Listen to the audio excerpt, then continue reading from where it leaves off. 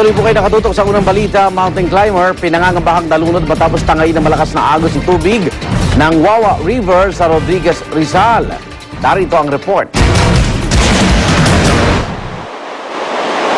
Kabilang ang Wawa River sa Rodriguez, Rizal sa mga dinaanan ng masayasanang mountain adventure ng 22 mountaineers kahapon ng umaga.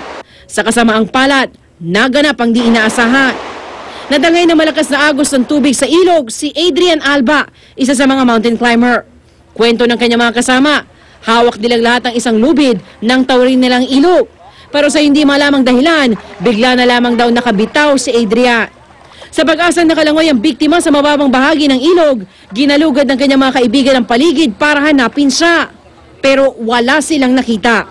Matapos ang ilang oras, tinawagan kami ng 2:00, pero ang information, nung dumating kami, 9:30 pa raw ng umaga na nagkaroon ng disgrasya. Kaya naman hindi na nag-aksaya pa ng panahon ng mga rescuer. Mula sa bahagi kung saan nakabitiw sa lubid ang biktima hanggang sa dulo ng ilog, sinuyod at sinisid nila. Tumulong na rin ang ilang mangingisda. Pero pagsapit ng 3:00 ng hapon nitong linggo, itinigil muna ang search operation dahil sa ulan at madilim na paligid. Ipagpapatuloy ang paghahanap ngayong araw sa 25 taong gulang na si Adrian. Para sa unang balita, Salima Refran reporting.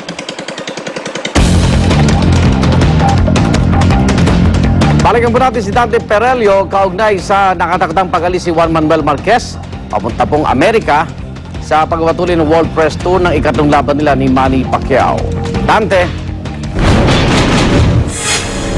Yes, Igan, ilang minuto pa nga lang ang nakalipas nang dumating dito sa NAIA Terminal 1 si Juan Manuel Marquez. Igan, mahigpit nang dumating ang convoy dito ni Marquez pasado 6:00 kanina. Hanggang sa kanyang pag-alis ng bansa ngayong umaga ay naging mainit ang pagtanggap sa kanya ng mga Pinoy. Bahagyang bumagal ang daloy ng trapiko dito, Igan, sa NAIA Terminal 1 sa dami ng mga nagnanais makakita kay Marquez. Pero hindi na ito nagpaunlak ng panayam sa media at diretso nang pumasok sa loob ng terminal. Igan, bago mag 8:00 ngayong umaga, inaasahan ng paglipad ni Juan Manuel L. Dinamita Marquez sakay ng airline flight 172 mula rito sa NAIA Terminal 1 patungong Amerika para nga ipagpatuloy ang kanilang World Press Tour sa laban nila ni Manny Pacquiao. Dumating dito si Marquez noong Huwebes para sa 3 araw niyang pananatili rito sa Pilipinas para ipromote ang nalalapit nilang laban ni pambansang kamao at sarangani Representative Manny Pacquiao sa ikatlong pagkakataon.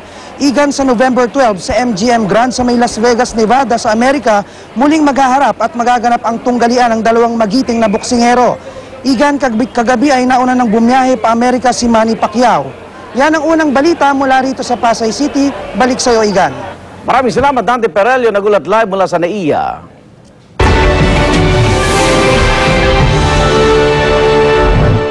Isang military plane ng bansang Chile bumagsak sa Pacific Ocean. Pinaniniwala ang patay na ang lahat ng 21 sakay ng eroplano. Gayunman patuloy pa rin ang search and rescue operation ng Chilean Air Force. Base po sa report, 2 beses sinubukan mag-emergency landing ng eroplano pero bumagsak din ito hanggang sa tuluyang mawala sa dagat. Kabilang sa mga pasahero ang 5 staff ng isang TV network sa Chile. Isang candlelight vigil naman ang isinagawa sa labas ng kanilang headquarters. Katimugang bahagi ng Amerika, sinalanta ng malakas na pag-ulan na dala ng Tropical Storm Lee. Ngayon pa lang lubog na sa tubig ang ilang southern states, kabilang na po ang Louisiana na madalas binabaha. Itinaas na rin ang storm signal warning mula Mississippi hanggang Texas.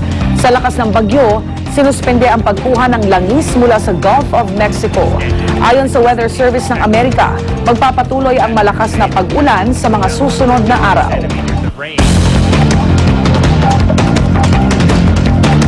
Oras na para sa latest showbiz balita. At narito na po si Luan D. Luan.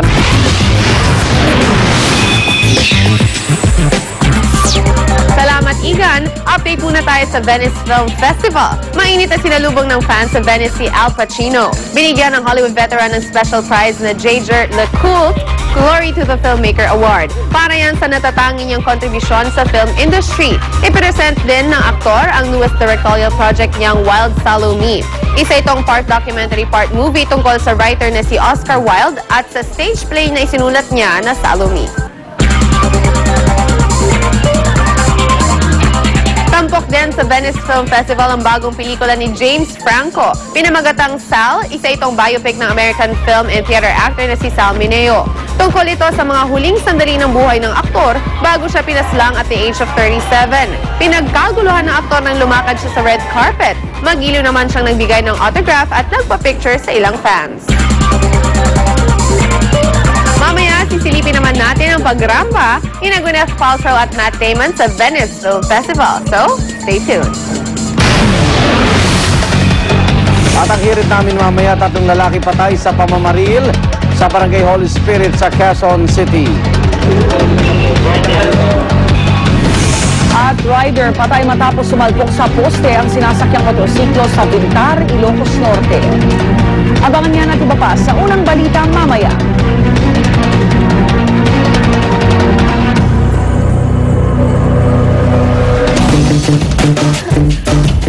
Alright, well ladies, para sa mga nurse na naghanap ng oportunidad, makinig kayo sa aming ihirit ngayong umaga. May programa kasi ang Philippine Red Cross sa pag-hire ng mahigit 700 na nurses. Uy, magandang balita yan. Yes. Dami nating nurse na Walang dumadating. trabaho. Trabaho. Yan ay para pangunahan ng pagturo sa mga barangay volunteers ng kahandaan sa mga posibleng sakuna. Paano nga ba sumali niyan? Yan po ang ituturo sa atin ni Kumaring Susan and